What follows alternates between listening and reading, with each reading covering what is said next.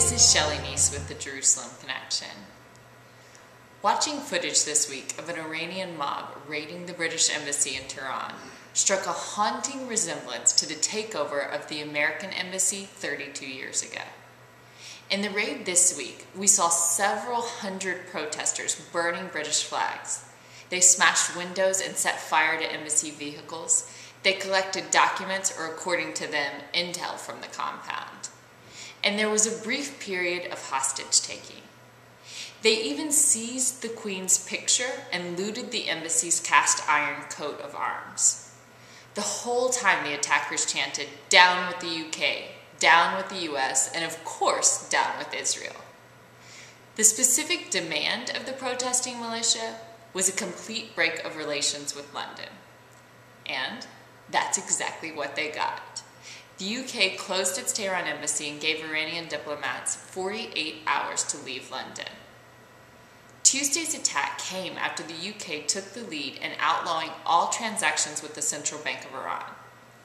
Sanctions have been almost useless up to this point, but apparently this move against Iran's bank finally hit Iran where it hurts. Ransacking the British Embassy was an act of revenge. In typical Islamic Republic style, the government at first denied any connection to the incident, but the British Foreign Secretary said in no uncertain words that he wasn't buying it.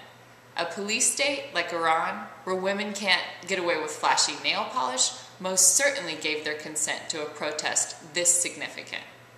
The government at first claimed the protesters were self-motivated university students, but Persian news sites recognized from the pictures militiamen commanded by the Iranian Revolutionary Guard. Obama's response to the embassy attack has been tame, to say the least. He simply accepted the Iranian regime's narrative when he said he strongly urged the Iranian government to hold those responsible to task. Those responsible were militiamen on orders of the regime. All of them were released from jail within 2 days. Unlike in DC, the diplomatic fallout from this has been very steep in Europe. France and Britain are now more determined than ever to cripple Iran as best they can. Though Obama is still squeamish about an oil embargo on Iran, the EU is insistent. What has the world come to that the EU is having to fill in the gap for big stick world leadership? What the takeover of the British Embassy illustrates, once again, is that Iran seeks to make good on its threats. We should be long past just accusing Iran of disrespecting international laws. We should no longer understate the threat of this Islamic Republic. The embassy attack was just a blip on the radar for Iran.